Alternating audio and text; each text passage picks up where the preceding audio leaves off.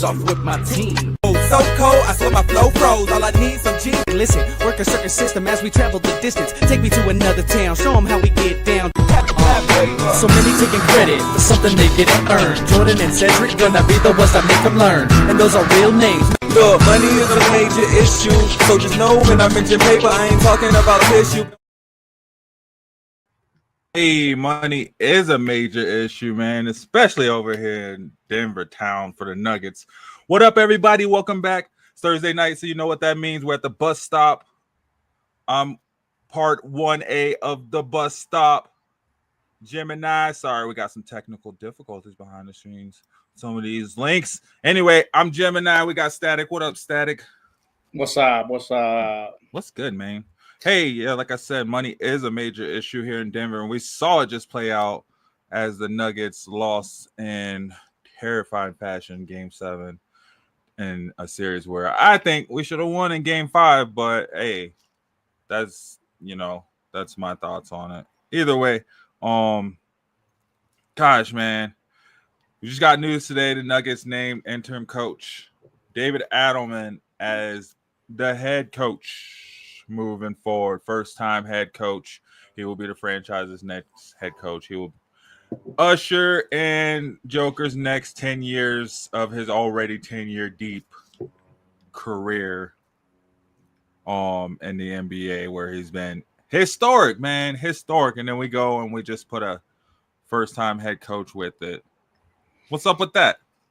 Yeah, I don't know. Honestly, I think overall I like it just because of the tradition of him being here for so long and all that. But, I feel like we kind of rushed it. I feel like we could have held off a little bit longer. We could have, looked at some other candidates and had some considerations just to put pressure on it.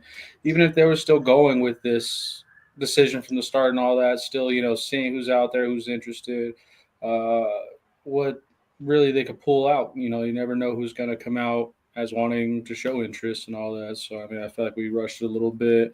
There's no backing out of it now. Overall, I feel like it's a decent decision. I feel like it was just rushed. Overall, I like it. I think they'll do well as long as, the Cronkies can make some moves to get somebody into that GM role that could really make some moves amongst the trade deadlines and really push for some trade deadlines. And look at free agency heavily. Look at the draft class. Really start pulling in some new talent that, somebody's not looking at. Find that X factor within this executive branch above the coaching staff and all that to really pull in some players that we wouldn't traditionally think would be a Nugget, But I think it's time to make some heavy moves in terms of our starting lineup all the way down to the bench players. I know, right, man? And then, unfortunately, at the same time, we did fire, what's his name, our GM too. So the guy who would be looking into making those moves these next few weeks, we're going to be looking to hire too, right? So right now we do still have interim Ben Tenzer, Ben 10. We have Ben 10 still in there. We haven't seen him do anything, right? Because there's nothing for a GM to really do in basketball during the playoffs. And you're right, man. This team, we know, we're watching it. We see, right? Everybody complaining, dang, man, we ain't got no roster. They asked the Joker if he felt like, this team had a chance to win the title next season. And he said, well, we didn't do anything this season, right? Right. Yeah, and it was kind of funny just to see his post-game interview compared to Jamal Murray's because, Joker was real about it, realistic. That's one thing that I love about him is he don't hide no feelings. He says how he feels and he says what he's thinking. And we didn't win it this year. We didn't do what we wanted to do this year. So what makes you think we're going to do it next year with the same unit? As toward Jamal Murray, he was asked the same question and his response was 100% we could do it. Not to mention, Joker played. He played the most minutes of any out of his career this season just to get to 50 wins. Yeah. And I don't know. I don't see that happening much more too often as we move forward. Right.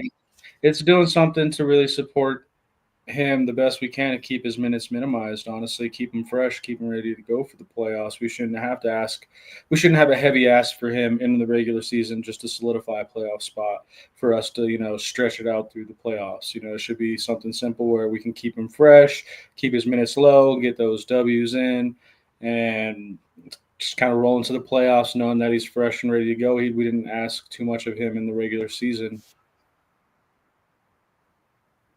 And that's totally true, man. We should be trying to have him hopefully do, I guess you say, as little as possible, right? Like, I'd like to see him have, the most minutes out of any player in the postseason played, as opposed to, in the regular season for our franchise alone. It's like it's just not feasible. You're either going to utilize him in the regular season or the playoffs. Where do you really want him to adapt to, and where do you really want to see him thrive? It's like I want to see a postseason Jokic, Yep. And that's what I want to see from it. And that's why we got rid of George Karl too, right? Like, that was the whole reason, like, was that they just ran the Nuggets rugged, man. Ran the Nuggets rugged, right? That could be a song. Ran them, through the whole season like it meant something, and it doesn't. Right. Like, we got to find somebody who really come in and clean house with the defense, and it's going to take more than just one person and one trade, one draft. It's going to take multiple. It takes a rebuild, and it's not going to be an overhaul, but it needs to be a rebuild of the starting lineup. It can't be the same starting lineup we had this year. I really feel like Christian Brown, as he has had one of the most improved players out of this season, in my opinion, still. And, a lot of people agree with that. He may not be the most improved, but he is one of the top three, definitely most improved players from this season. man, he had an all-star season. Yeah, I don't know if it qualifies him to be on the starting lineup yet. I don't know if he's really built for that moment yet. That was shown and proven in the postseason. I think that, he is that exceptional sixth man where, we really need somebody to come off the bench and just start cleaning it up, bring the energy back. We have that in Westbrook, but I think we need to do the same with Christian Brown. Not to take anything away from what he's done or his improvements, but, do you want to be that one that really is looked down on because they didn't have the performance they should have had being in the starting lineup? Or do you want to have that factor of you came off the bench and cleaned house? And, in my opinion, I feel like his reputation and the way that he's perceived on the team changes whether he's on a bench player or he's on the starting lineup, and there's just too much ask with him being on the starting lineup. MPJ has to go. Yeah. MPJ has to go. We've tried. We've built success with him. We've seen that huge improvement, but we've invested too much into him too late, and it just needs to change how we look at it. We can't really be so tight-knit as we used to be in our championship squad, and that should have stayed in the championship year, honestly, when Bruce Brown, Green, and KCP went. When they left, that squad was broken up. We shouldn't have had this whole camaraderie deal where we just can't trade or let people go or do anything like that because there's a camaraderie there. Like, nah, the championship team is gone. Like, we got to make moves now if we want to get back to that position. That is totally true. And the thing is, too, and you can't look at it like you're trying to get to the championship. We already had that. So, like, yeah, you can't be trying to build it out either. I don't understand what the Nuggets have been doing. They've really been, I don't know, man, just getting me lately. Yeah, they really just need. I think David Adelman is a good head coach. I don't think he's great, but I think he's good. I think he's good enough to do the job. But I really think it comes down to the people above him that make that decision about who's coming to the team, who we need to move on from, and all that. That needs to be a very strong person, and that's somebody in that position that we really need to be careful with who we choose for that position because we need somebody that really brings in that lineup.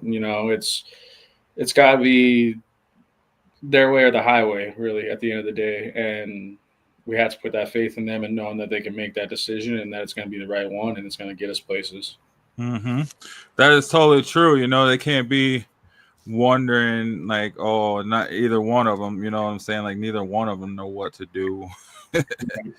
I think that's just what you don't want Right. when it comes to. I mean, especially if you're trying to, since they did promote from within. Yeah, exactly. On the last 2 GM hirings, so I don't understand why they don't just go out and look for someone new.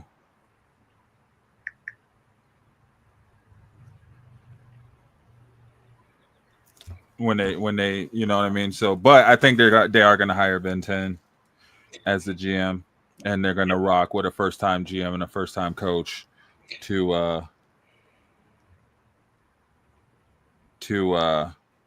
carry Joker on, and we're going to see the Joker get mad, and he's going to want to leave. I'm hoping that's not the case, honestly.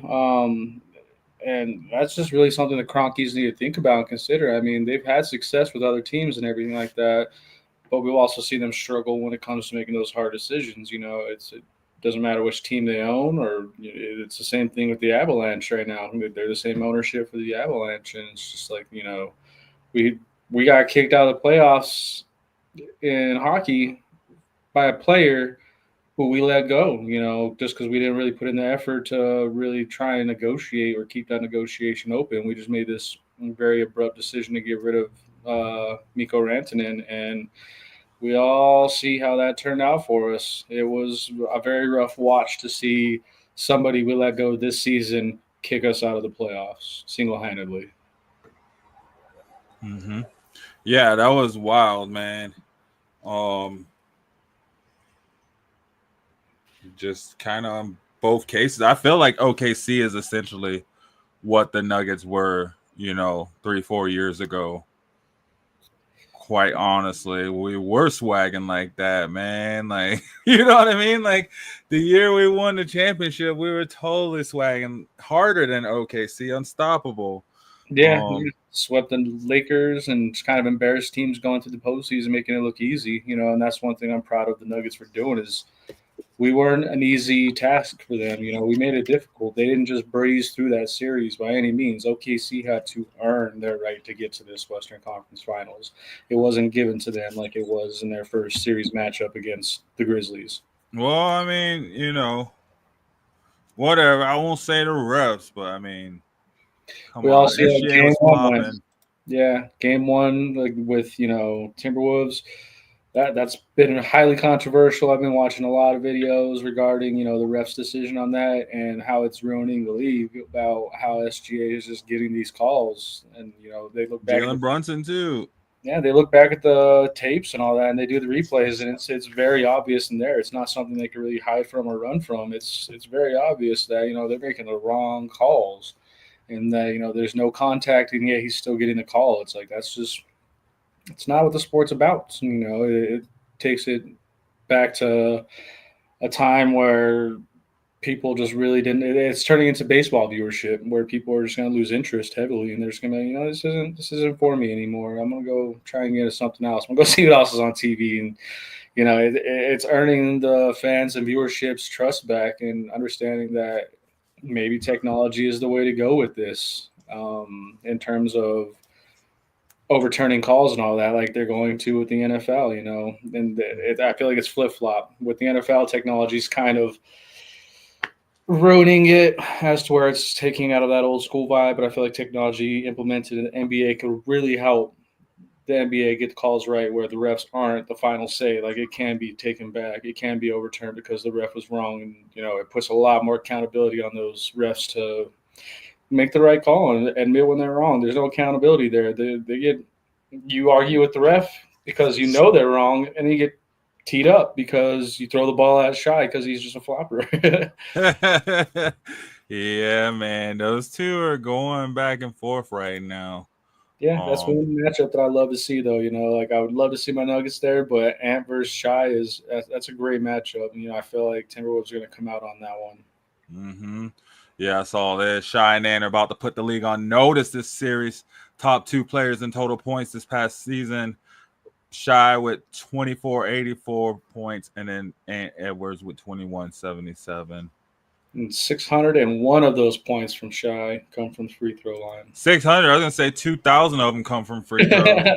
Nah, especially the way he flopped that one up the other night, man, against the Thunder. Nobody even touched him. He was pulling people down. Jalen Brunson, yeah. But it frustrates me because it shouldn't take a coach's challenge and them taking the risk of losing that challenge later on in a timeout to get these refs to look at something and overturn the call. Like they had to do that when he flopped it up, and they realized he just tripped over himself. But the initial call was that it was a foul. It's like, come on now. Mm-hmm. Yeah, it's just, and then that's it. Well, you have to go with the initial call too. That's the ridiculous thing about it. Like you can't just go on to it. Man, I was trying to look at some things to see what the Nuggets could do. I mean, quite honestly, I don't know a whole lot of things that they could do, moves they could do, just because they're so strapped for cash. Yeah, we're $5 million above the first tier. What is it? The first apron?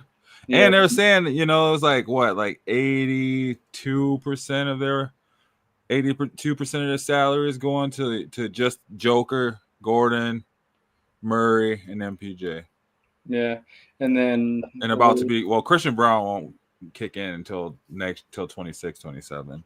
Yeah, and we had $5 million also under that next apron, where it's going to start restricting our draft pick options, which we don't even have draft picks. It's like, shoot, the next draft pick we do have is in 2032. So hopefully we don't get restrictions pushed over, because next season we are going over that apron unless we move Porter.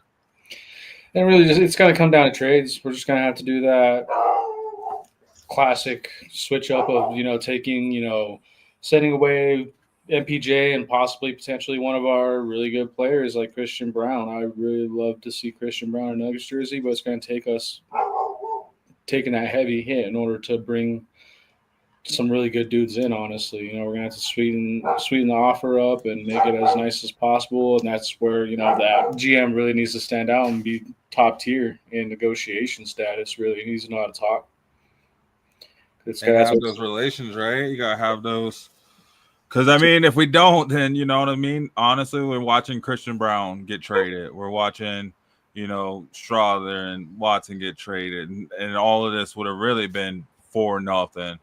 Yeah, exactly. So it's just one of those things. But I think it's gonna go in a good direction. I don't see us having the season we had in our championship year, or even this year. Honestly, it's gonna take a couple years for us to get back to that Western Conference Finals level. But it's gonna take some heavy decision making, and I just hope we have the right people in place to make those decisions, and they make the right ones. It's going to take a very smart person to do that, and it's possible. Nothing's impossible. I could see us keeping the same unit and just switching up one player, and everything's different.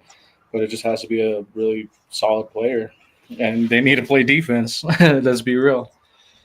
Definitely need to play defense. So, I mean, like a couple of, and also need to get a center. If Deron Holmes is back, cool. After his injury, we'll see when he comes back from that Achilles. But I mean, gosh, if he doesn't play the same, they have to get they still need to bring in a veteran center, because he still will be a rookie anyway when he does come in, right? Yeah, and hopefully he has like that Jamal Murray comeback. When Jamal Murray had his ACL injury and all that, and he came back with vengeance. We could have had Caruso. Yeah. Would you mind a guy like Caruso? He basically beat us. Yeah, I would love having Caruso, honestly. And that was one person that I followed since his days with the Bulls, and with the Lakers, where I'm just like, man, this dude, he's different. He's just built different. He looks at the game different. He plays with intelligence. He don't play with his size. He don't play with his composure. He plays with his intelligence, and he just knows where to be at the right time. He knows how to line up his shots. He knows where to be open, to get that open look for the other players, to really change things up. And he kept the Nuggets on their toes. And, anytime he was on the floor, they couldn't do what they typically would do and just double shy up, because they had to double up whoever had the ball, which just had them everywhere and anywhere. Mm-hmm.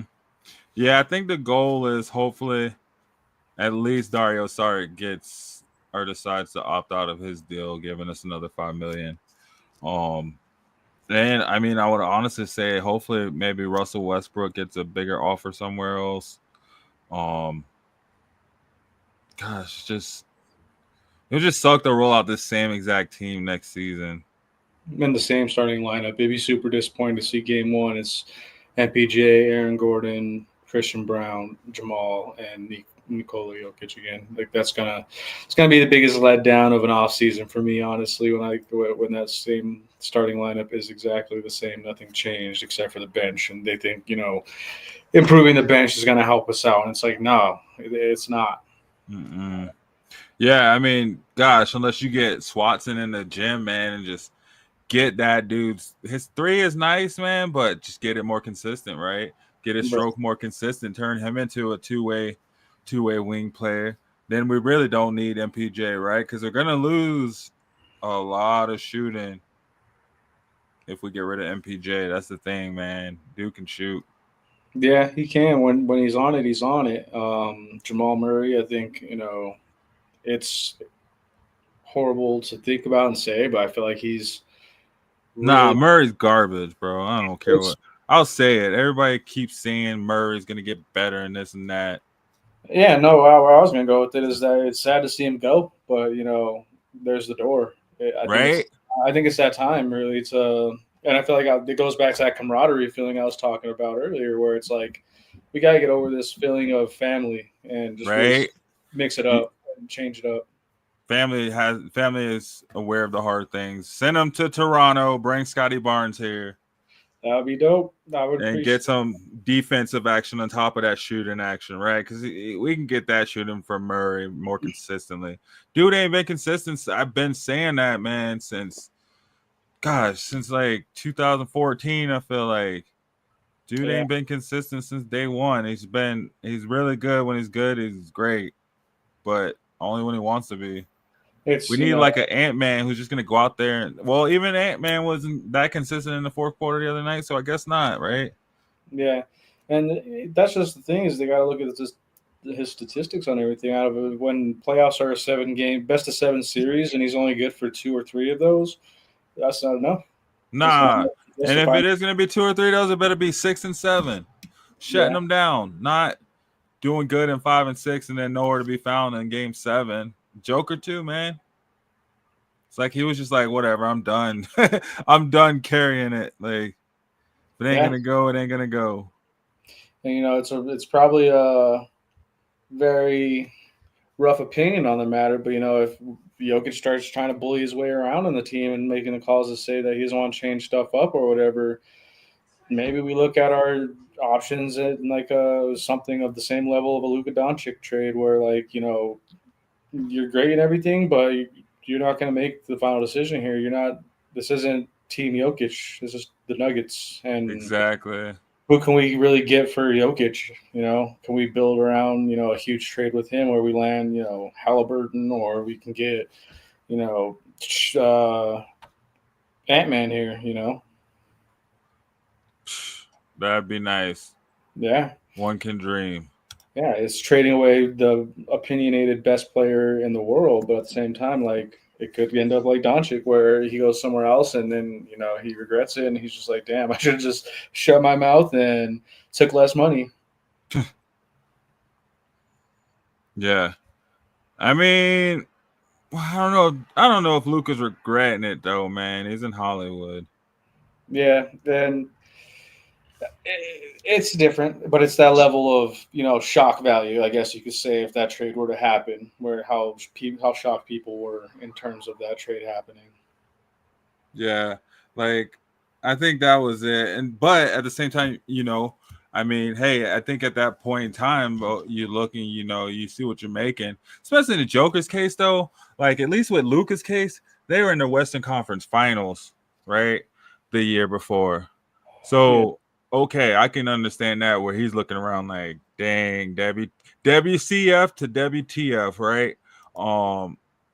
But the Joker, man, you got to be saying like, really though, it has to be a really, really bad, situation for him to be like, oh, like this is worse than what it was, right? Because he's been carrying his team for how long? What, 24? No, I'd say about 2016, 17 is where like he really started to come into his own. We got him in 2014, but I feel like he could really potentially be with us for life. He doesn't want to go anywhere. He's happy where he is. And that's what I love about Jokic is that he's a carefree person. Like, I mean, he doesn't take this to heart and say he wants out now. He's like, that just didn't happen. I'm going to go drink me some beers and enjoy the off season. We'll see what happens in the off season. I'll be back next year. Is he though? See, I think that's what we, have grown accustomed to here in Denver, to think like, hey, that's maybe what it is. But people talk, man, and you have people saying, hey, well, you could be winning, you're the best player, this and that. You already got Kendrick Perkins talking about how the Joker should leave. So they're already starting to talk about it on these big name shows, man, saying, maybe the Joker should look at other teams, look at OKC, or, oh man, I'd hate to see him go to one of our rivals. Yeah, definitely. I would hate to see something stupid like bringing Bronny and LeBron here for Jokic or something like that. It's like, why? No. It's just to join Doncic. They're good friends and all that. See Doncic and Jokic and yeah, bring Luka here. Right, that's what I bring wanted. Luka here. That's why I was upset when that trade went down. It's like, man, that was a possibility. We could have gave up the whole starting lineup for him. Everyone gone except for Jokic and Doncic. But Jokic, Doncic, Peyton Watson, DeAndre Jordan, and then Strother out there. That'd been a great starting lineup for something that great. Man. And I like Julian Strother. Honestly, give him time. Let him grow, man. I think this kid could be something coming off the bench. Like a Christian. I think, he could come into next season like Christian Brown and show something, right? Like, I'm here for it.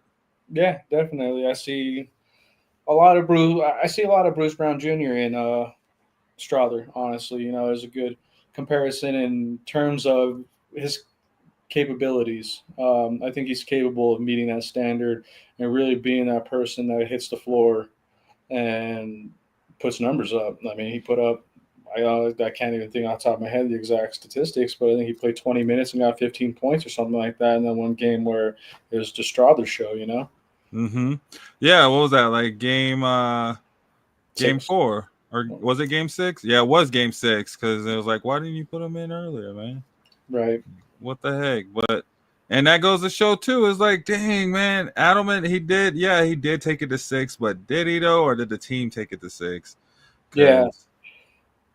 And that's what gives me less confidence in, the Kroenke's decision to rush into the announcement of Adelman getting the head coaching position and all that, is because when you look at the footage, he wasn't running those huddles. He wasn't running the game plan. It was the players working with each other, talk to each other, coaching each other, and he was just there to, okay their substitutions when they said I want to go back in, coach, and he said okay, And even if he said okay, or even if he said no, I feel like that'd have been like, well, I'm going in anyway, Mm-hmm.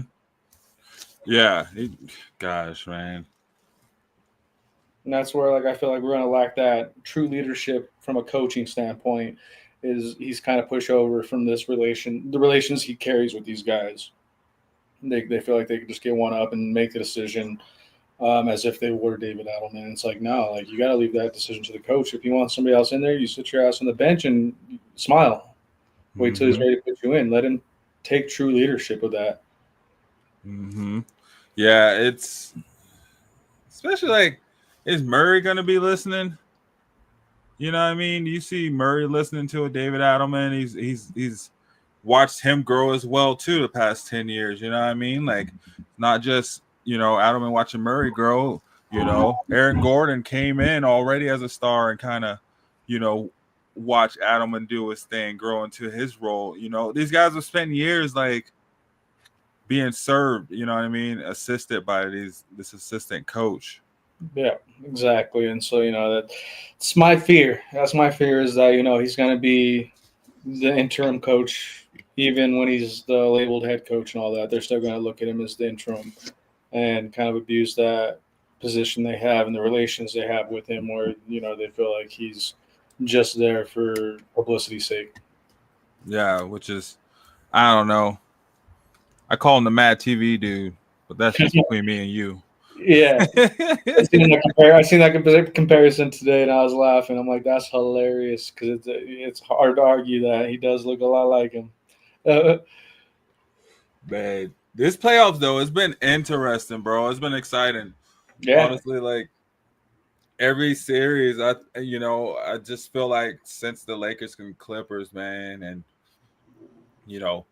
Minnesota ran through the Nuggets. I don't know why I keep calling the Nuggets the Lakers. Anyway, Nuggets, Clippers, Minnesota ran through the Lakers. yeah. Go ahead.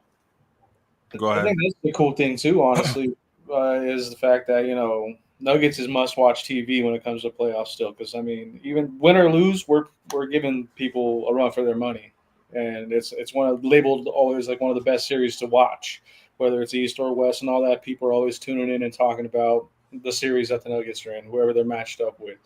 It's competition. It's a challenge on both ways. What up, Brian?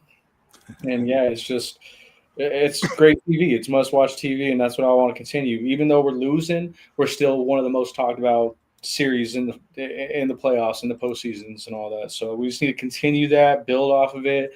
I don't care if we get a championship or not, honestly, in my opinion, as long as we're keeping that competitive nature and we're the team that you got to go through if you're gonna prove anything.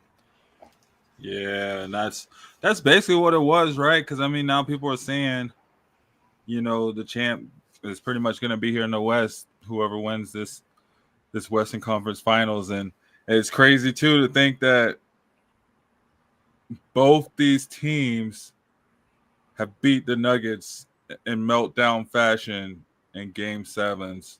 Yeah, in the past 2 years. Yeah, definitely. So I mean, it's one of those things where you just see the slow decline, and we just need to change that up and get it back in the right direction of whatever minor adjustments we need to make. And I don't think they need to be minor anymore. I think they need to be major if we want to be a championship level team, but minor if we want to still compete at the same level we're currently at. Mm-hmm. Mm-hmm. And on the flip end of that, we got the Eastern Conference, which I mean, that game one was must-watch TV. Honestly, that was the game to watch. That Knicks Pacers ending was amazing. Man, let me tell you, I did not finish that game for some reason. I think I stopped watching it in the third quarter, and I do not know why. Man, like they are beating each other up. Yeah, definitely. This is gonna be a series to watch. Yeah, it's great TV to watch. It's great postseason, entertaining, and just all the above. It's all there, honestly. And I love to see, and this is with any sport, honestly. I love to see the change up of champions. In the NBA, this will make it the 7th straight year that we're going to have a different team winning the championship, and I love that. Honestly, it's hard to watch a sport like the NFL when it becomes complacent and you assume and know who's going to be, winning it that year. Like everyone for all the way to the past couple of years have assumed that the Chiefs are going to take, the Super Bowl. And it's nice to see that change up and see the Eagles just dog walk them this year. Yeah. Right. Completely dog walk them. Sports have a way of sporting. Yep. Sports gonna sport. Shout out Justin. Nah, Brian, I don't know nothing about sports. Watch you guys as I'm blazing in the garage. Heck yeah. Invite us over to join you in there. Nah, but hey, on this playoffs, man, who is the biggest impact player remaining in these playoffs? Anthony Edwards, SGA, Jalen Brunson, Tyrese Halliburton. I don't know about Karl Anthony Towns, man. I didn't really hear a whole lot from him, although I do think he had 20-plus points in that game. Yeah, he really just has those really clutch end of the first 3 quarter shots, really. But, like, when it comes to a fourth quarter moment, it seems like he's not really there or in the conversation. Yeah, and so, like, but looking at it, I'm like, well, you got to, either Jalen Brunson or SGA, right? Whoever whoever gets the most whistles that night. Right. Usually SGA. Oh, the game just started. OKC, Minnesota. Here we go. Game time. Anyway, yeah, I think honestly, you look back, man, Jalen Brunson has carried this team on his back. He carried the Knicks, man. And then you look at Halliburton coming in and beating them, and it's like, well, maybe it's Tyrese Halliburton. In my opinion, I'm gonna say Tyrese Halliburton. He's had the most effective clutch moment shots in the postseason so far up to this point. You know, everyone on that list, you haven't seen them have that highlight game buzzer beater, honestly. In this series, I guess. I mean, SGA kind of came alive in the third quarter. Yeah, but to have it was Aaron Gordon and Halliburton, you know, with the highlight buzzer beaters. That was it, and that's all it's been. And now that Gordon's out of it and the Nuggets are out of it, it's got to be Halliburton, honestly. Mm-hmm. I put him as number one, but at the same time, I feel like, yeah, the Timberwolves kind of go by the way Anthony Edwards. So if he has a full complete game, I feel like they kind of won that game. That's how it's been in these series in the playoffs. So yeah, and it's going to take Gobert really showing up and showing out too, and having one of those 20-20 games, honestly, and just kind of reminding the Thunder that it's going to take more than just, you know, flopping and foul baiting to, you know, get through this series. They're going to have to come up with something else. He's got to show up on his defensive side and really protect the rim, and because that was one of the things in the Nuggets and Thunder series that really crushed the Nuggets was those in the paint points. You know, they were just taking it to the hoop whenever they wanted to on us, and it was embarrassing to watch. Man, they were getting some good threes too, though. Man, they got Caruso. He was looking like a superstar. Yeah, you know what I mean. Dort was just it was frustrating watching whatever he wanted to do. Yeah, it was just embarrassing watching them just do what they wanted when they wanted. Mm-hmm. Mm-hmm. And us just have to climb back with a 12-0 run. Yeah, it's ridiculous. We get up on a 10, 12 point run, and then next thing you know, we can't hit a shot for 5 minutes. You are funny, Brian. Right. I just want to know what a beater eater is. Right. All the shots. I feel like the Nuggets, they definitely took all the shots. Oh, yeah, SGA won the MVP. Yep, that was announced and everything. You know, I feel like, you know, it was widely known that he was going to be the lead candidate for that. The only thing that was going to change that is if the Nuggets took the series, and that could have shifted a little bit maybe, but I feel like the decision was already made at that point, and nothing was really going to alter it. We all knew it was going to be SGA because, I mean, it's one of those things where you got the NBA traditionally will go with what's going to get the most viewership and all that, and what's going to go with it's a popularity contest more than a statistic contest. People don't want to see Jokic win his fourth in 5 years. I know it's weird. It is weird that you get voter fatigue when players are doing what we want players to do in the sports that they play in. Yeah. You know, typically you think if someone's dominating, you want to. But at the same time, I guess, you know, they say SGA dominated too, did some things that Jordan hadn't been done since Jordan or something. I don't know. They pulled some records up or something. Yeah, and the best way I heard it put was that SGA had an MVP season, but Jokic had a historic season, and that's the difference right there. And it makes all the sense in the world, you know, and it goes along the lines of that voter fatigue. You know, people, it's like the Chiefs, like I was talking about with that, where it becomes boring when you know what's going to happen, you know who it's going to be. And so for the sake of keeping it entertaining, keeping the viewership up and the value there, and you got to change it up and switch it up and go with what people are wanting essentially in that moment. Yeah, right. Give them what they want. Yeah. They want SGA. They want something different. So, all I mean, he deserved it. It ain't, at least it's better than the Joel Embiid one, Right. where he couldn't even make it out the first round. Exactly. If he wins it all this year, then it just goes in line with the season and the way things were built to be, honestly. But I'd like to see it change up more often as well. So I'm not mad at it at all. Jokic had a historic season that can't be taken away regardless. And who cares about an MVP award when you're considered by many to be the greatest playing right now? Well, you want championships, I feel like. Yeah, that's one thing they talk about. That's the only thing that's holding him back, honestly, from being considered one of the great centers of all time. A lot of people have him in the top 10 instead of the top 5, and it's just that championship number. Mm-hmm. Mm-hmm.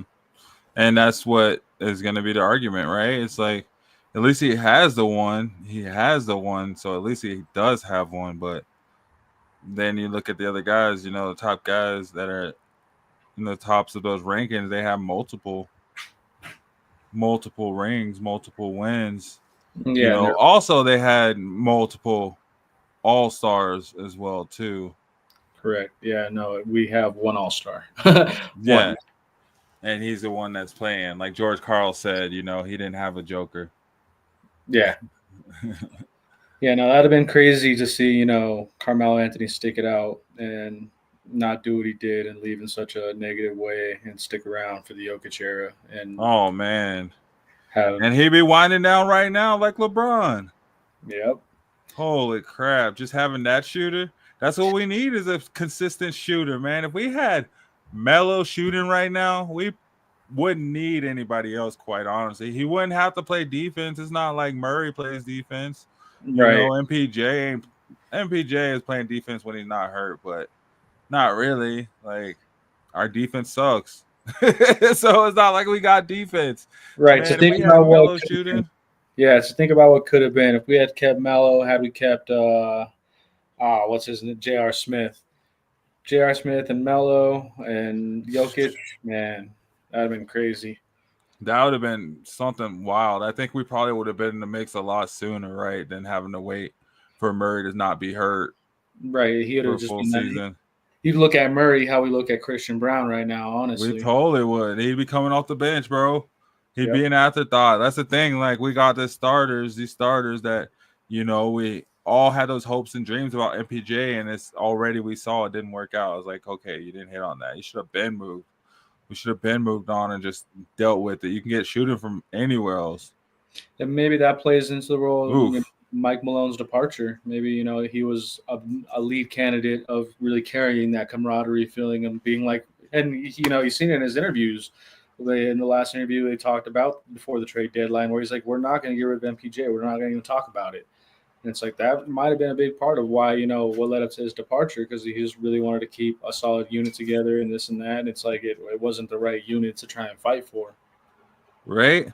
It definitely, I don't think at all it was the right unit to want to fight for. Like, oh man, like this is, and we owe so much money. We're spending so much money on this unit right now.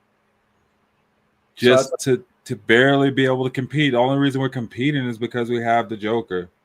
If we didn't have the Joker, we wouldn't be competing with these other teams. Right. Yeah, to have a 30-20-20 game, a 60-10-10 game, like unreal. We got to bank on that. We got to build off of that and just really kind of see him as the core and build around him, which means everybody is expendable. Everybody. Doesn't matter. Everybody. I don't care how long you've been with the Nuggets. I don't care. Everybody can go, in my opinion, if that's what it takes. And that's something that I'd like to see, honestly. And maybe with Mike Malone and the GM moving out and bringing in some new cast in that lineup, it was going to change things out towards where we do make those big decisions before trade deadlines. And because, it's been a few years since we've seen a Nuggets make a big move on a trade deadline. I think that's what we all want to see. Yep, definitely. Yeah. Put Caruso on the plane and leave him there. Oh man, we need a trade like this, bro. Yeah. That SGA trade was something else. Yep. It's crazy to think about it, man. And it's one of those things that I would like to see the Nuggets do. Trade, all of them, get rid of, Right, keep them Nuggets all. too scared to do something like that, man. Yeah, and the only one we should be scared of, we should be more scared of losing Jokic because of our lack of decision making, as opposed to what we can potentially do in something like this. Might as well. What do we got to lose at this point? Yeah, I mean, you look at all the teams in the playoffs, the teams left. What do they have? They have depth. Besides the Knicks don't have too much depth. But the Pacers, they have so many players they can throw at you. You got OKC, of course, they have 1,000,001 young players they can put out there. They rock like a full 14-man roster going out Right. in the field on the court.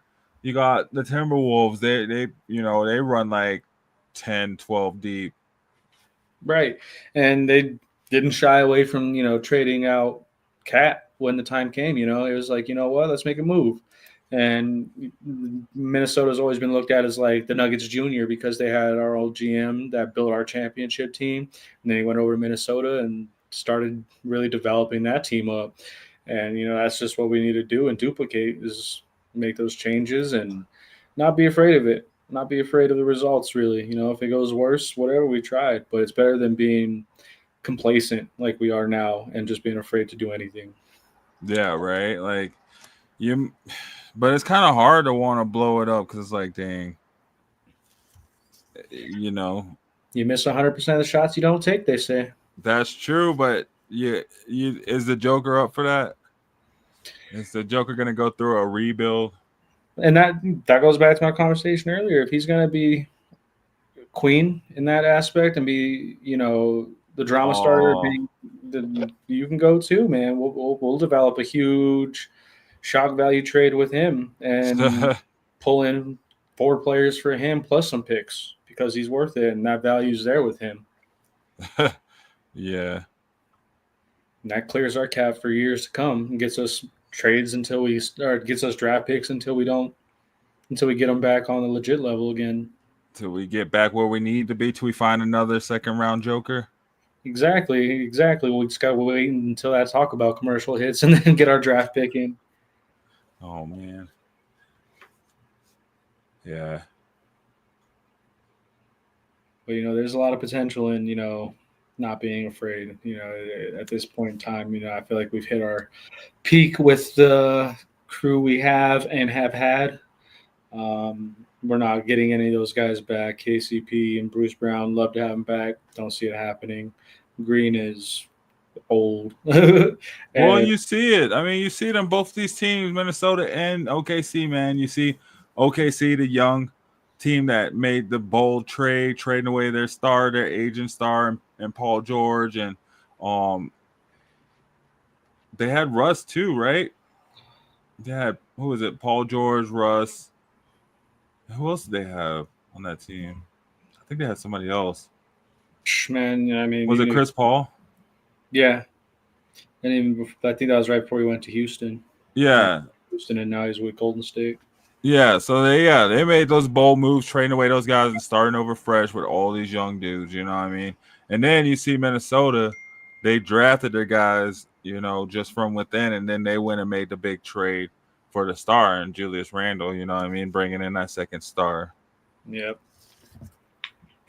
Well, Julius Randle's another one, man. Like you got Julius Randle on one side, and then you got Alex Caruso on the other side, where like they come from the same team, same championship team, essentially. Well, I think they signed Alex Caruso on free agency. Yeah, but they both came from that Lakers championship team. Mm-hmm. They both got a. Does Randle have a ring? Actually, I don't think Randle does.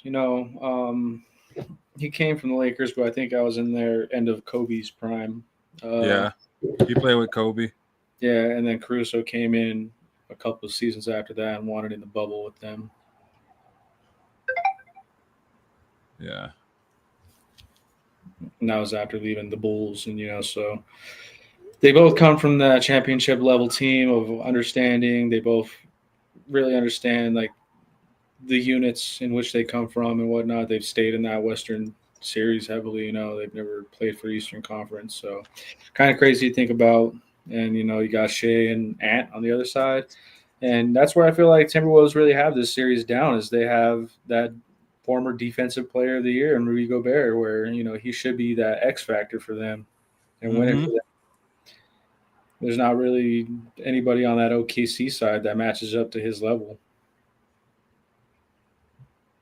Yeah, you're right. I mean, Hartenstein kind of grew into his own last series against Joker, but yeah, it's a different beast against Rudy Gobert too, because he is long and a defensive stalwart, whereas Joker's just big, doesn't really do a whole lot of defense.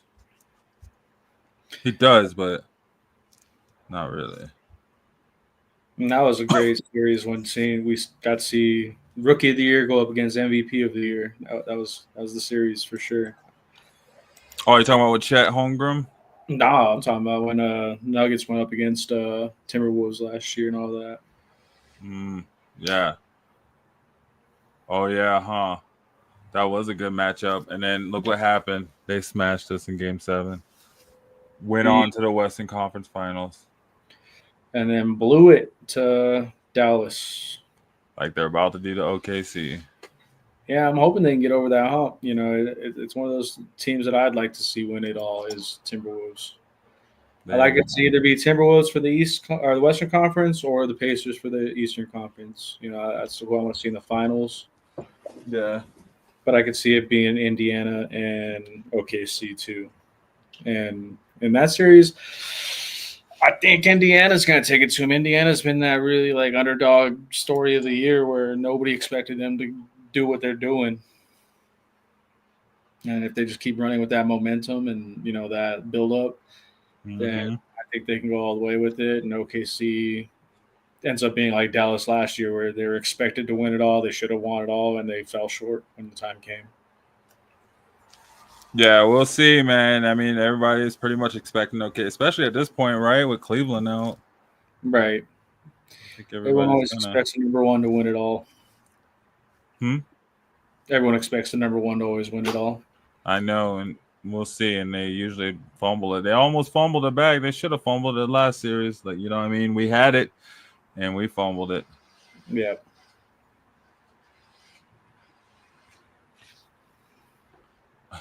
What's the score right now? 23-15, OKC. Yeah.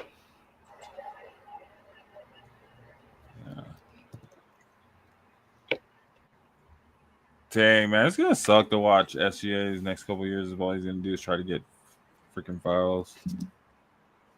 Yeah, and I feel like that's it could be a good thing at the end of the day too, because it might really force the league to make some changes that need to happen inevitably that have been a problem since LeBron. LeBron's one of the biggest, well-known floppers out there. So, and they let him because he's LeBron. But now that more people are adapting to that kind of play, hopefully the league will make some dramatic changes to really implement some kind of enforcement on the flopping policy and really push the refs to the other direction, or rather instead of calling the foul, call flop. Look at a flop before you look at a foul. Flopping, free throws for the other team. Yeah, exactly. Like scare them out of the flopping. Make it a flagrant. If you get called for flopping, it's not just a foul. It's a personal foul. It's a flagrant. That'd be wild. Do it again, you're out. Quit flopping. That'd be wild. Yeah. I guarantee, that would change, the statistics overall for somebody like SGA or LeBron, where you just go back to playing straight up, or just don't call fouls, man. Let them play. Gosh, we gotta be so soft. Right. It's so rough, man. Just let them play. Let's solve all these problems. Right, that'd be an interesting game to watch, man. Where they're like, we're not calling any fouls this game, period. Let's let them play. Not like any fouls, you know what I mean? Like, nah, let them do it. No fouls, street ball. All no fouls, just straight straight ball. Yeah, that 21. Straight 21. That's it. 21 first. Yeah, going by ones and twos. So, Dan, you got the Pacers winning the championship? Yeah, that's who I would go with, honestly. I see the Wolves and OKC going a full 7, and OKC just getting ran down and taking the series, but getting ran down going into the championship finals, and Pacers just walking away with it in, I'd say 6. I'd say it'd be a 4-2 series, Dang. but OKC just runs out of steam. Yeah, I think Jalen Williams just pretty much almost twisted his ankle just now. I think he's still in there, but he looked like he was almost down for the count, man. One of their leading bench players is Caruso, and he comes off clutch, man. He puts a lot of points on the board coming off the bench, but he's also been in the league for some time. He's the oldest player on that team. He changes that overall age average for them by 2 years. Scott Foster's hurt. The ref. Oh, I thought I saw Jalen Williams go down, but I guess I was wrong. I don't see anything about it. And that's also that variable that plays into everything too, is who's going to get hurt in these last 2 series, Right. Yeah, I guess that is true. Change your team up right before. They usually throw people off for sure. Right, because you imagine if, SGA gets MVP, they go up 2-0 in this series, and then in the third game he gets hurt, and he's out for the rest of the finals. Well, I don't know about OKC so much. They got a super team, man. They can plug and play. But are they a super team without SGA? No, but they're a really good team without SGA. Yeah. But I don't know if they are can, a good team. I don't know if they can take it to the Pacers or the Timberwolves. I don't know if they can get through the Timberwolves without SGA, and I know that they can't make it through the Pacers without SGA. I don't think they get through the Knicks without SGA. That's a good point. Yeah, no, I think the Knicks are on the bottom of that list. If I had to rank, I have a power ranking for the last 4 teams, it'd be Pacers, OKC, Timberwolves, Knicks. Yeah. Knicks are sleepers, though, man. I'm telling you, Brunson is that dude. When he wants to be. Mm-hmm. There's a lot of zest on that Knicks team, though, between Cat and Brunson. First time I heard Brunson talk, I was like, man, he's actually a little zesty. I didn't notice that. I thought he was. Yeah, man. Cat is king of the zest. They be putting that, trying to say stuff sideways and stuff. Yeah, what he waved off the Boston crowd. Yeah. Yeah, no, Halliburton having that the choking fucking celebration, man. That was Going classic. back to Reggie Miller. Yeah, bringing back the Miller. Yeah. And we'll see. You better hold up to it. Now you got to beat them. They done stole home court advantage, so. Yep. Just hold on to that. And go from there. And, we've seen that happen within our own team with the Denver Nuggets. They stole home field advantage against OKC and they lost it. Still lost it. Gave it right back. Yeah. Ridiculous. Yep. Definitely. Mm-hmm. Dang, man. Well, shoot. I'm all into this game now. Who's been your artist you've been listening to lately? Going into some music for a minute. Oh, yeah. I was listening to lately. I've been listening to the song Decisions by Big Rocks. Let me see if I got it. It's like a pirate chant. Oh, I gotta get a charger. So pull it up. When I heard that, I've just been rocking that all day. It's a pretty good song.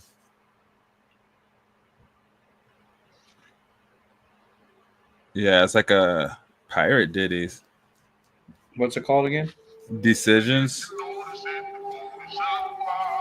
by Big R06. Big Rocks. Let's see if I can get it. The night and days they cut me deep, now look at do. Held my own, got Can you something hear to it? prove. For Yeah. my son, I should never fool. She try to do better, got something to lose. They fuck the fame, I don't want attention, doing this. Yeah. So I've been rocking that lately. I guess I rock in the background.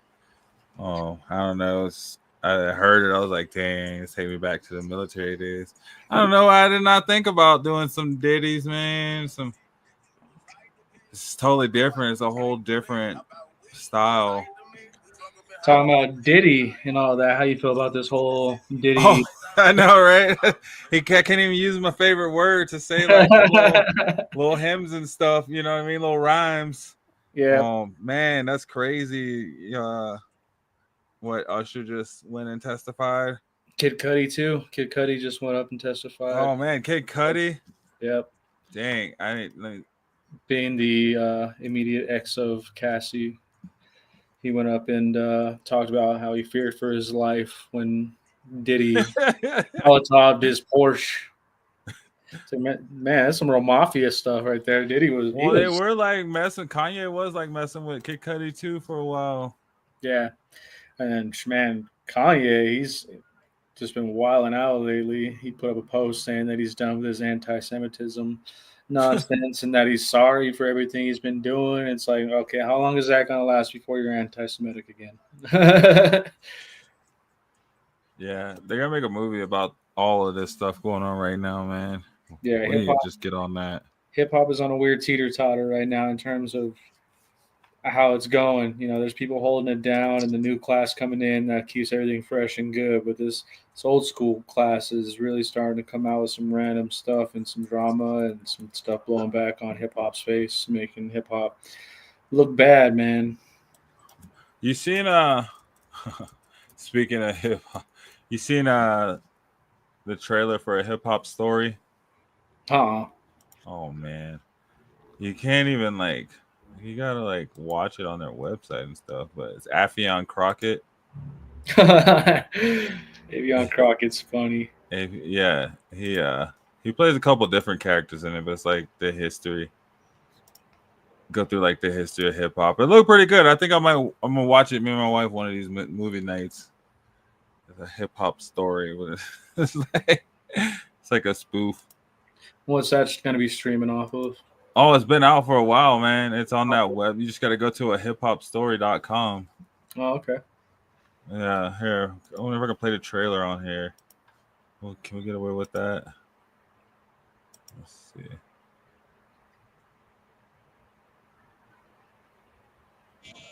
It's nothing like the down home blues. Who's next? Give him the number one. The number one? Allow me to reintroduce myself. I'm one of the pioneers of hip-hop. We were living large. I come out the house and I choke everybody on the block. I will write lyrics, bro. If I tried to hand you this pen. Hip-hop was alive and well. Hip-hop is dead. The game is trash right now. These whack MCs are brainwashing these kids. Everybody in the street doing this stupid doodle dance. What is that? Meanwhile, we got lyricists who built this, working at burger joints. Salt and pepper's here. Salt. I love hip-hop, but I hate rap. They don't respect the OGs no more. Hey, get somebody taller to stock these Johns early. We got to bring real hip-hop back. I'm in. In one ear and right out the other. Jay? What are you doing here, bro? Hip-hop needs you. Now you show up after all this time? We got some white women with some really fat asses waiting for you. Okay. Hip-hop, or bebop, or wobbity bamboo. Look at my shoes. That's why I became the bond for us. Why I slit my mom's throat with a pair of scissors? God damn. Yeah, that was great. I'm gonna have to keep that one. Not to go into a movie review. Haven't even seen it, so I can't review it either. So I plan to watch that. I think it's like what is it? It's $20 to rent it on their website. So I'm gonna have to check that out. Definitely. Maybe we could both take a peek at that. Talk about that next week. Oh, maybe we can. Yeah, maybe we can. I just feel it's perfect for the. I just thought it was perfect for the show. It falls in line. Maybe we could yeah, I guess what's the word? Review it. Do like a watch party review. Oh yeah, we could do a watch party. I don't know. We could do a watch party on here. Just I wonder if I could do that. Just like pay for it and then stream it on StreamYard. That'd be crazy. They'd probably shut it down somewhere on like YouTube. I probably would have to not connect YouTube and Facebook. Just do it on like Twitch or something. Right. We could do it. Shoot, if there's a will, there's a way. If they shut us down, we'll just shut it back up. Right, exactly. We'll figure it out. We'll be like Stream East. Can't get rid of us. Can't stop us. We got another one popping up. Another link here, another link there. Nah, man. Yeah, we'll see how this game goes tonight. The Pacers and the Knicks don't play tonight, do they? Let's take a look.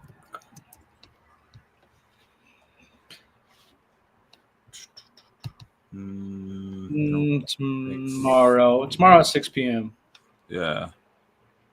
So what are you listening to? You had a list, didn't you? A list of what you were listening to. Yeah, I got a list of just pretty much new music that's coming out.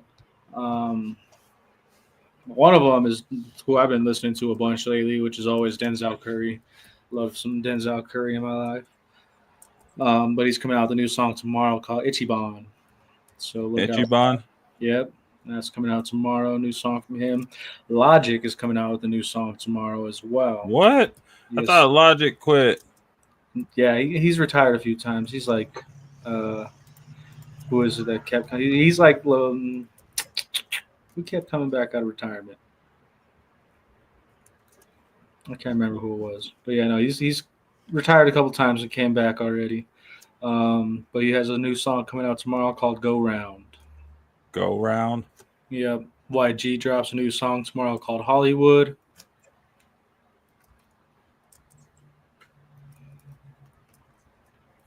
Nice, man. I definitely love me some YG. Same. He's got the bangers, man. He's got the anthems. Logic, I don't know. It's just something about, I don't know. I feel like his era, he really hit his peak, and like his era stopped around like the Wu-Tang Forever song he came out with. That was the last big one that I listened to where I was just like, man, Logic is it. And then after that, I was like, that's it. That was it. I feel like he hit his peak when he was doing those videos before he dropped albums. Yeah. Nah. Yeah. But YG, I'm looking forward to that. Hollywood. Yep. That'll be a good one. Apparently MGK is gonna be dropping a new song tomorrow called Cliché. Is it rock or is it rap? Who knows? It is in my hip hop list, so it should come down as hip hop, hopefully. Well, because he's MGK, I think he'll always come down on the hip hop list. Right, and it was good to see him come out for Coachella with 3-6 Mafia.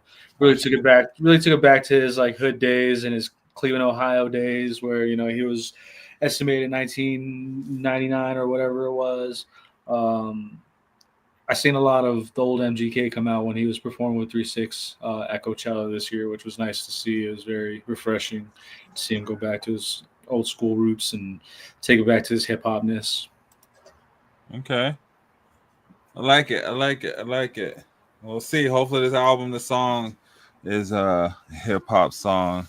Right. I guess either way it is. What's hip hop nowadays? Yeah. Hip hop. I think the last one I have is that Jeezy drops his album tomorrow called Helium. Called what? Helium? Yeah. And so we'll see how that really goes. I'm going to take a good listen on all these that I just said and probably talk about it next week, see how I feel about them, give a review of how I felt about the songs that we're announcing to everybody coming out tomorrow. But I'm hoping it's a good old school Jeezy song where it's that big anthem kind of feel and vibe. I'm hoping it's not that mainstream mess. What? You don't want that G-S?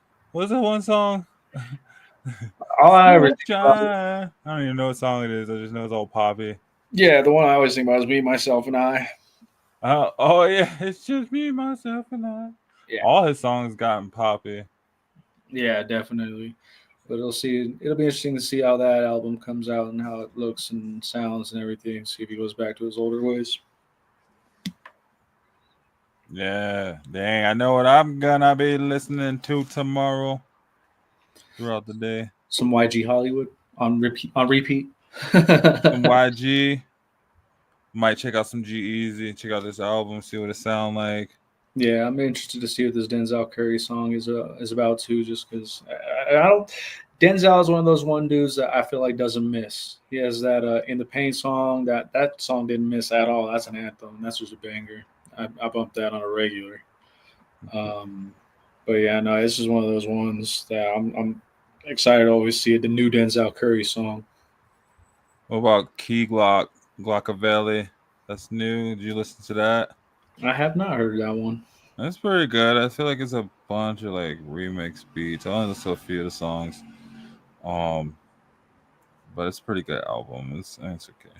Oh, Snoop Dogg though. He came out with "Is It a Crime?" Is It a Crime? I'm here to say, man, I wasn't gonna listen to it because you know, Snoop Dogg been snooping lately. Right. But man, this is probably his most lyrical album I've ever. This is probably the best I've ever heard Snoop Dogg rap in his life. Whew. That's a good take. Man. I'm for real. Like every song is a banger, man, and he go ham, and it's like clean. It's not like this, gimmickal rap. It's like. I'm just being cynical, trying to reach my pinnacle. Never let them limit you. Then the rules, win or lose. I know it's hard to digest like prison food. Gotta so clean. Yeah. Shit, I've been banging on the set since middle school. Now we out and flipping gin and juice, making bigger moves. Or maybe I just ain't listened to Snoop in a while, but this is by far, in my opinion, the cleanest Snoop lyrics I've ever heard. Yeah, it's about time for him to do something, quality. Just because, I mean, he went on his little escapade of just different genres. He had the Snoop Lion. He did a lot of features for a while, but he never really put out something that was truly Snoop for a long time. So it's good to hear that back from him. He's an OG. He's one of the ones that really brought the West Coast to where it was, and he needs to revitalize that, and maybe it's just perfect timing because, the West Coast is on its own kind of deal right now where they're looked at as, primetime hip hop. If anybody has anything to say about that, it's probably, what's his name from West Coast or from the East Coast? He's been dissing on AZ Chike a bunch lately. Who was that? Wow, how can I not remember his name right now? From Pro Era, and how can I not remember his name right now? Who, Joey Badass? Joey Badass, yeah, damn. I couldn't think of his name to save my life. And I love. Who's he beefing with? He's beefing with AZ Chike and all of the West Coast, really. He's just trying to put them on notice that, hip hop started in the East Coast, but, he's the only one holding it down right now. There's talks about Pro Era coming back, and just putting together a whole East Coast versus West Coast deal again, strictly, musically. But I like Joey Badass, but I don't know about that, bro. Yeah, no, AZ Chike has been coming out with some really good diss tracks going at him. So, it's one of those things. And then AZ, he has the feature with Peekaboo on Peekaboo with Kendrick Lamar. So it's one of those things where, West Coast is really holding it down and coming out, and East Coast is trying to have something to say right now. So it's just waiting for a response just because Joey Badass is the only one that's doing anything about it right now. So I'm excited to see what the East Coast comes up with and what they have to rebuttal with, honestly, just because I love a good East Coast versus West Coast beef. There's nothing better, honestly. It's where hip-hop started and where it's going. Mm-hmm. Yeah, and I mean, Kendrick and Drake kind of ignited it and brought the whole beef back. So, yeah, let's keep, we'll see what happens with it, man, because I didn't hear nothing about it until right now. Yeah, I know there's talks about Flatbush Zombies coming out with some Ooh. the new album, talking about it as well, and talking about how West Coast isn't all it's cracked up to be. So excited to see, if those rumors come to fruition. Oh wow, they're always in the West Coast and the Midwest. What are you talking about? Yeah, but They get all their weed from out. Oh, they don't even smoke, man. When they're come on now, we don't want to. We don't even need to put people on blast, I guess, right? that was one of the better shows I ever saw at Red Rocks. Definitely was Flatbush Mm. Zombies, man. They put Yeah. on so. Yeah. No, that was an amazing show. I saw him at Cervantes. God, I love that when you see him at a small venue. It's just such a good show. Like, oh man, I saw Snow the Product. I saw everyone at Cervantes, quite honestly. Back in the day, come on now, we saw everyone there. I saw Snow the Product at Grand Doozy Music Festival, which is one of the biggest festivals Colorado has hosted, and it was a 1 year only event. Really, that was a weekend span, and man, it was balling. I love Grand Doozy. I'll always miss that not happening again. And it's been the 1 year only thing. And it happened on Overland Golf Park over in East Denver, Southeast Denver, but it was prime festival. I seen so many people there. I saw Logic, and then immediately after Logic was Stevie Wonder. It's like, man, you're not gonna find a mix of genres like that or artists like that other than a great festival, Right, bro. I saw Shaggy and Sting for 35 cents at the Bluebird. That's dope. Right, and I got an album for $5. That album they did like 10 years ago, or whatever. Let's see. I saw we saw Method Man and Redman last year at Cervantes. That's dope. That was really cool because they're like, they're like 40. Yeah, I was really disappointed. I'm disappointed seeing any kind of Wu-Tang show because it seems like anytime they come to Colorado, it's just one that Method Man happens to not be able to make it to. And it's like, man, come on. I haven't seen Method Man in like a couple of years now, but he made it with Redman when he came out here. Yeah, I don't see him touring because Wu-Tang's actually touring right now too. Yeah, they'll be back at, I believe, Fiddler's Green again this year for their farewell tour, essentially. I like Fiddler's Green. They've been having some good shows, man. Yeah, definitely. And what's the? Would you say that's the craziest mix-up you've seen, or what would be your craziest mix-up you've seen at a festival / concert? Oh man, I was in Aspen at Snowmass, and I ran and saw Afro Man, and then ran across the way, and then it was Bass Nectar. Back, it was before time, before we knew. And who else? There was somebody else, but they had like all three of them at the same. Well, kind of like basically kind of ended it out, but like for the most part, all three of them were around the same time. And yeah, it was just weird to even see Afro Man at that festival. Yeah. The THC festival in Alma is the High Country. It was the highest festival because it was up in Alma, so it was like. Was it like 70 or like 7,000 feet or something like that? That's dope. Yeah, so it's all Nappy Roots and who else did we? It's the weirdest lineup, man. It was like country. I think Nappy Roots was like the only rap group there.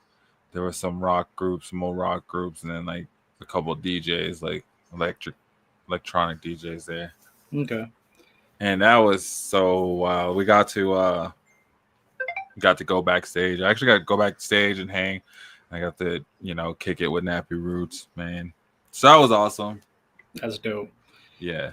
I'd say, but that was the weirdest because I didn't even expect, because there was some reggae. There was some reggae act there too. It was just, man, it felt like, what's that one that they usually have out at Diggs?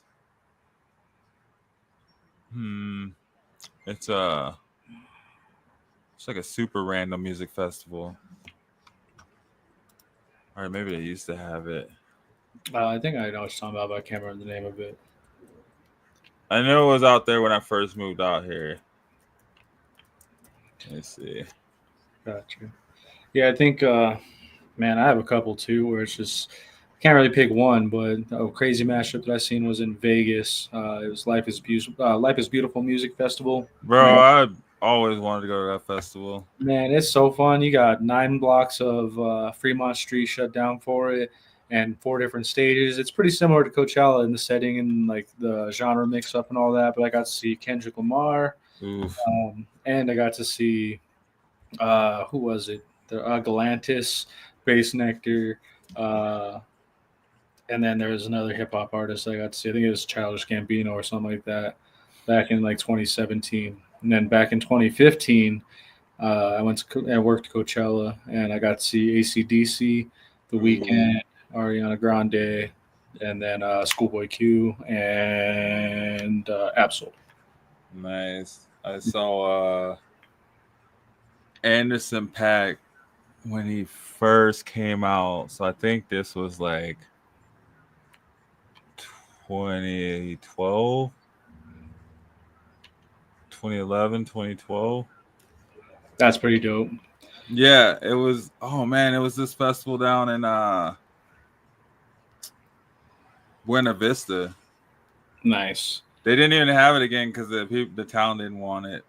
It was so weird. They gave all these, but anyway, like yeah, it was Anderson .Paak, Big G, and I think a couple other people were there too. But I just remember like Big G because they played the end of the night.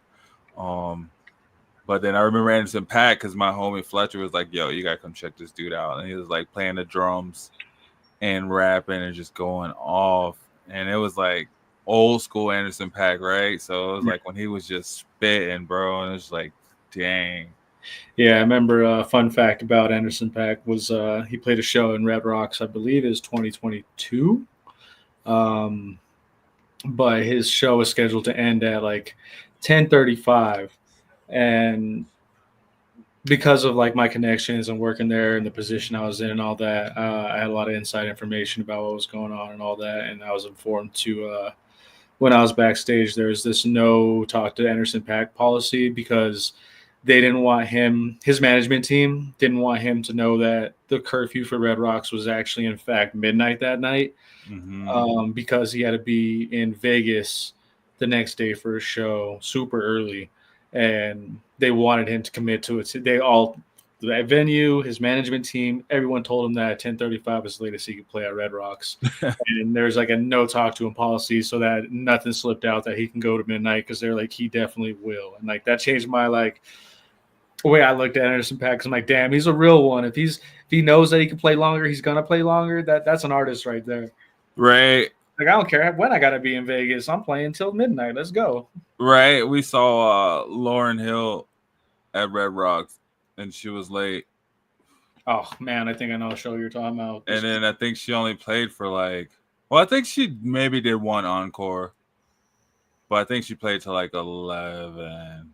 Yeah, there was one show she did there where it was controversial because people said her vocals were shit. And is that the one where she had like the butterflies or the bats on the screen or something? She was like trying to talk about some like awareness thing. She was trying to get like something really crazy. Yeah, and that was a wild show. Yeah, she didn't do a sound check because she was running late, and then her vocals were terrible.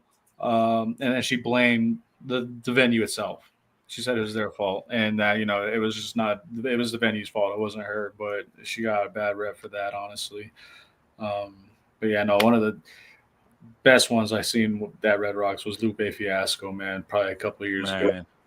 Yeah, and he opened up for Atmosphere. He went out right before Atmosphere came out. Man, that was a classic, man. He took it all the way back to the Kick Push days, and I forgot how much Lupe Fiasco I actually knew until I seen that show, and I was like, damn, I know every song, man. Lupe goes hard.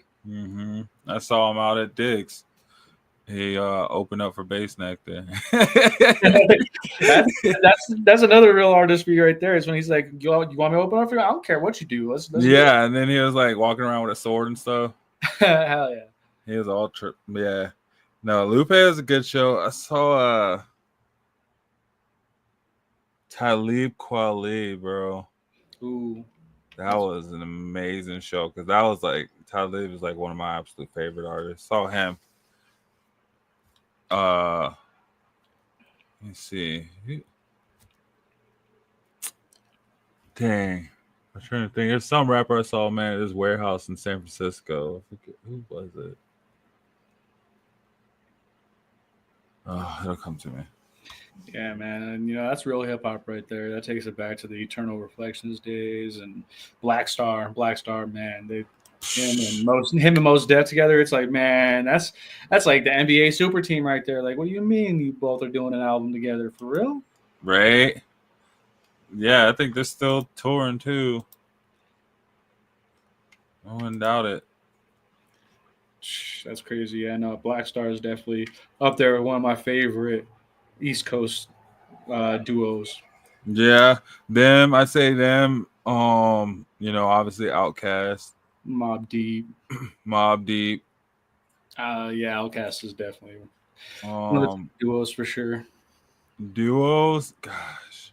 I think Kanye and Jay-Z back in the day, they were pretty dope, man. They were dropping. They're pretty epic. Yep. They're really epic. Trying to think of.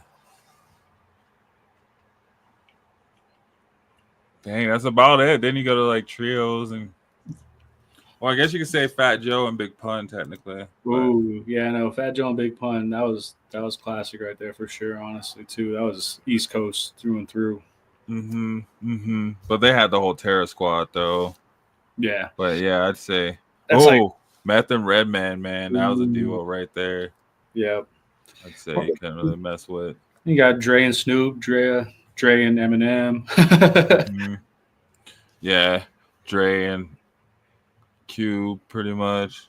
Yeah. Or Cube and Easy. But no, I'd say Cube and Mac 10. Oh man.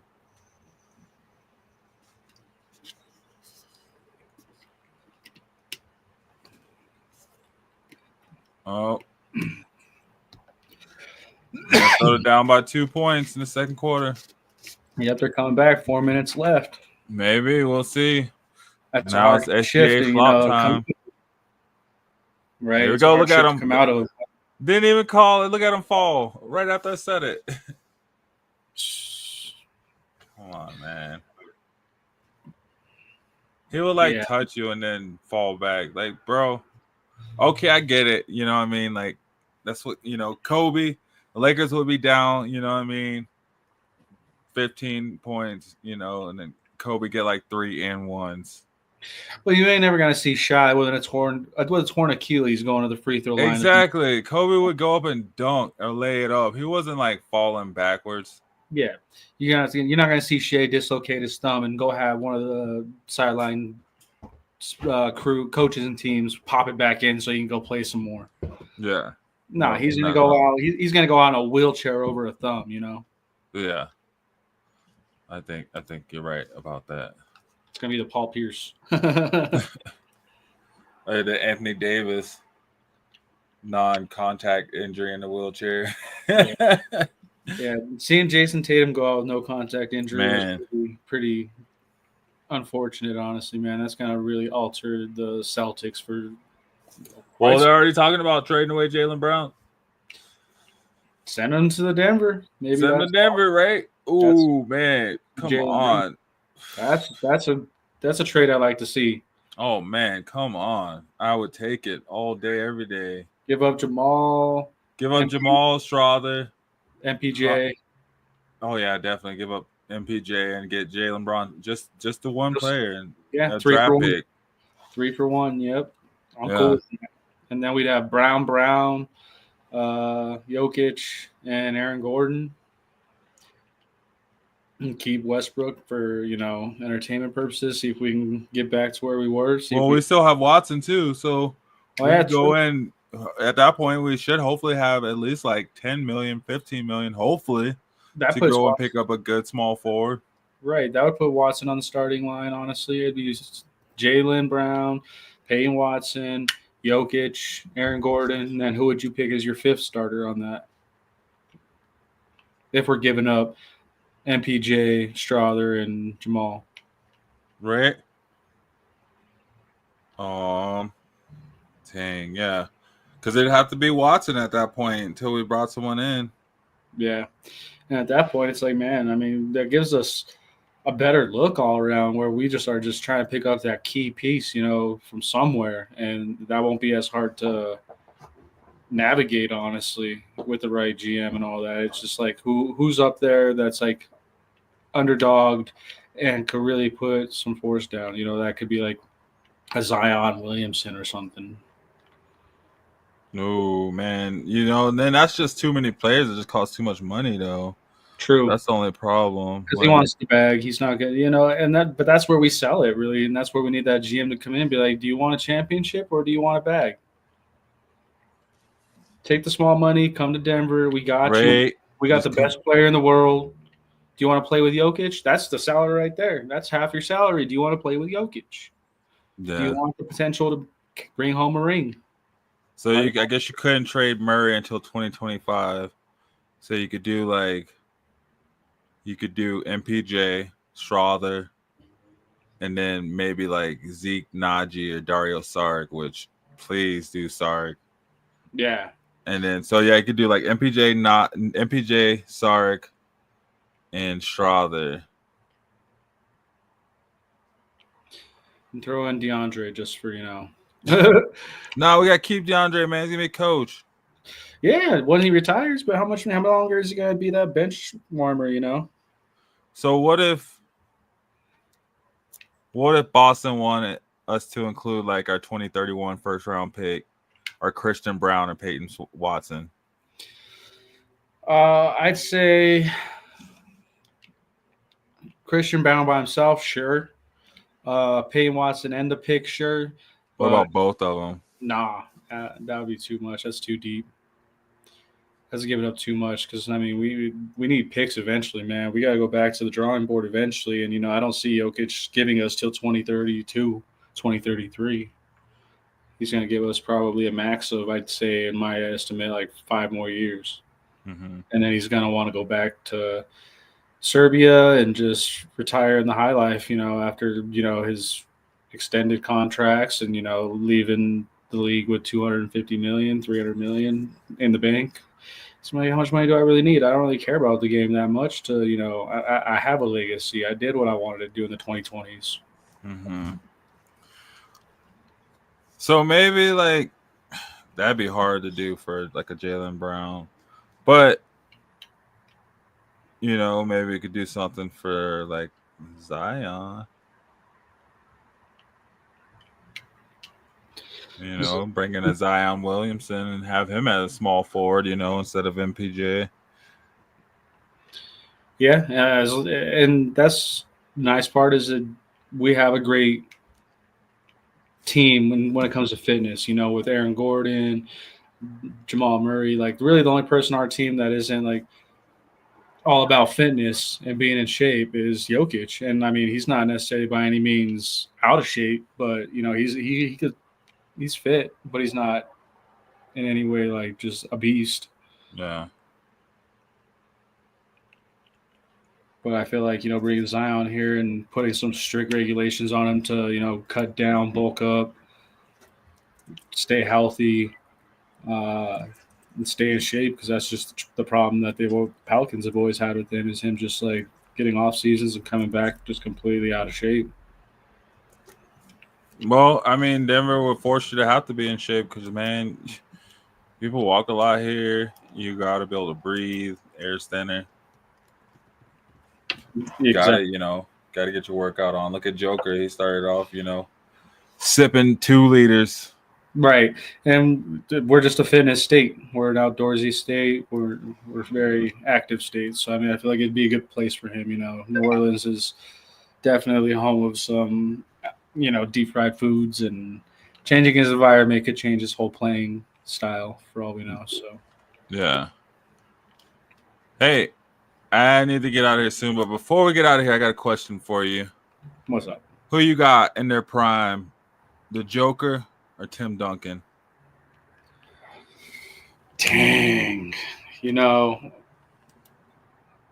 Individually, I'd have to go with Jokic, but if you put the surrounding cast around them with who they had, I'd have to go Tim Duncan. Because he had a squad around him. Yeah, that was a dynasty of dynasties right there. I consider that one of the best dynasties. which is what the Nuggets were supposed to be, but freaking Murray couldn't grow up, and MPJ just thought he was a star. Right. Yeah, no, he was, Jamal was supposed to be our Ginobili. Yeah, And, that's what I'm saying. MPJ was supposed to be our Tony Parker. Mm-hmm. Or Batman and Robin, man, or not even Batman and Robin. It's supposed to be Robin and Nightwing, right? Yep. And then you're supposed to have Aaron Gordon come in and be our Kawhi. Which he pretty much came in and he was our Ginobili. Yeah. Mr. Consistent. Just getting better every year. Definitely. He was our Kawhi, our defensive stalwart. Right. Our stopper on defense.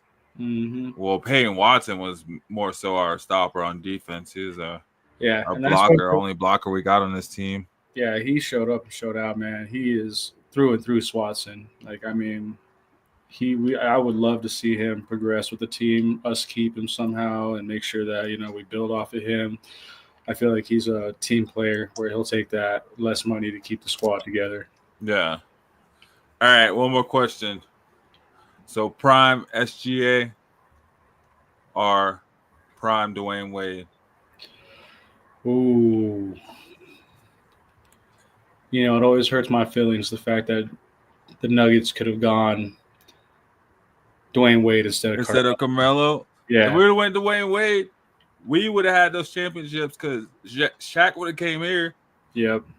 And LeBron would have came here. Yep. It's crazy to think of what could have been. So in that scenario, I'd have to go Dwayne Wade all day just because, I mean, that man's a legend in his own right in Miami. And I always think that, I loved the Carmelo Anthony era. I love the decision we went with when we went with it.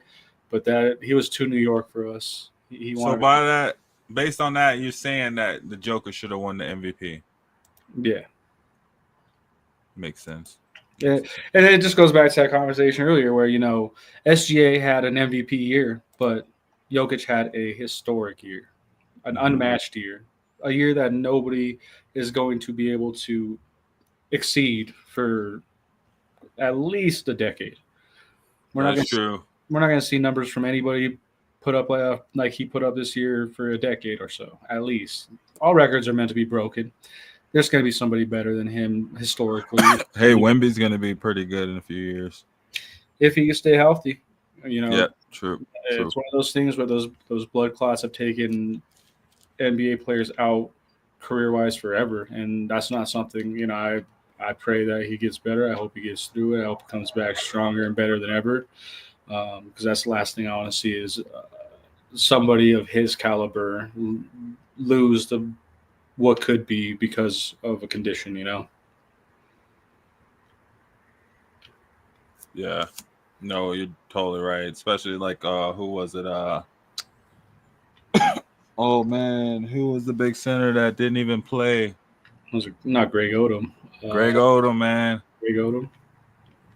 Didn't he not even play because of injury? Pretty much, essentially, yeah. Like I think they had him in for the beginning of his first season, all that, and then everything just piled up on him. I think he maybe got some games in, but he never played a full season. Yeah, so hate to see that from Wemby, man. So much talent, and they're building a team around him down there in Dallas, especially when they hire Coach Malone, right? Right. Oh wait, they already named their coach, right? I guess that would be the one question I have for you before we get out of here is where do you think Mike Malone's going to end? Right. And guys, if you been living under a rock, the Nuggets named interim David Adelman as the next head coach to usher in the next era of the Joker. I could see Coach Malone going to, like I said, I thought he would go to San Antonio. But I guess not. They named their coach. I don't even know what other openings there is as far as oh wait, no, because who is it? Memphis named their interim coach the head coach too, right? Or have they named the coach yet? I'm not sure, honestly. I don't know, because the Spurs named Mitch Johnson as their head coach. He was the interim coach, and I'm pretty sure that Memphis named their head coach the head coach. I know they did their GM. Did they name their GM? But anyway, they have a coach. Who else needs a coach? I'm trying to think. Anyway, I thought he was gonna go to the Spurs. I could see him maybe going to the Lakers, right? I was just about to say that, man. I don't see him getting picked up immediately. I could see them rolling with JJ Redick for a little bit. And then getting mad. LeBron getting mad. Yep. And then them dumping him and picking up Mike Malone and him going to, man, our sworn enemy essentially, and us having to play him, 4 times a year. Well, you heard him the other night, all stroking the SGA pole. Oh, look at him. That's why he's the MVP. Like, weren't you just lobbying? There's some animosity. Joker. You could feel the animosity in there with that. Mad, bro. Hey, and you ain't supposed to hate like that. You're supposed to be – you got the best player in the world. You're supposed to have him on your side so you can get that interview any moment, any time, bro. You trying to get your media career going. Ain't nobody to hire you as a coach. They don't want you yelling on the sideline, losing your voice. Right, though. Wow. Yeah. But I can see him going somewhere on the East Coast, though. He probably try to get away from Denver. True. If he does decide to coach again, maybe like the Wizards. Or I can see Denver trying to interfere with him going to anywhere in the West just to in fear of him. Right? Yeah, because that would be weird. I don't want to deal with him. Look how who was it? Coach Carl? Didn't he go to like Sacramento? I don't know where he ended up. Where he went afterwards. And that was one that I felt like we should never gotten rid of. I love having George Karl here. Well, and that's when they brought in Coach Malone, right? Yeah.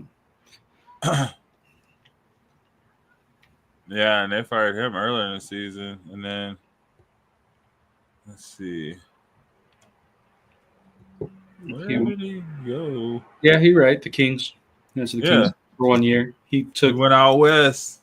Yeah, he left for a year out of the league completely and then came back in 2015 to the 16 for Sacramento. Yeah, but I can see Malone going out east, probably trying to get one of those younger teams and build them up again, pretty much do what he did here. He's more – there he is right now on the halftime report. He's everywhere stroking the SGA. He looks so uncomfortable. Yeah. All right, man. But let's, wind it down, guys. It's been fun. We were talking about the Nuggets, the David Adelman hiring. Will they hire Ben 10? Probably so. Going through the playoffs. It's a good episode, bro. Definitely. Always fun hanging out with you at the bus stop. Definitely. And yeah, we'll review some of the artists we put out there. I'll talk about them next week for sure. That G-Eazy album, we'll see how that is once it comes out tomorrow. Mm-hmm. Yeah, that'll be good. I want to definitely talk about that more next week, and then we'll see. We'll know probably by then who's winning and who's going to the finals in this championship. So yeah, next week I'll get a list together too of I got to listen to more than one person, man. When I say I've been listening, I listen to sports talk, and then I listen to like I try to get what everything else is like old. I just I go through like J. Cole and Kendrick and just pretty much just put on their playlist. I'll put on like Kendrick Lamar on Apple Music. So like Apple Music, I can create a station off any song or name, so it'll just pull up based off what I've been listening to. So it's usually a lot of the same stuff, some JID, Flatbush Zombies, man. Oh gosh, what's the name of the group that's in freaking what's J. Cole's label? Dreamville.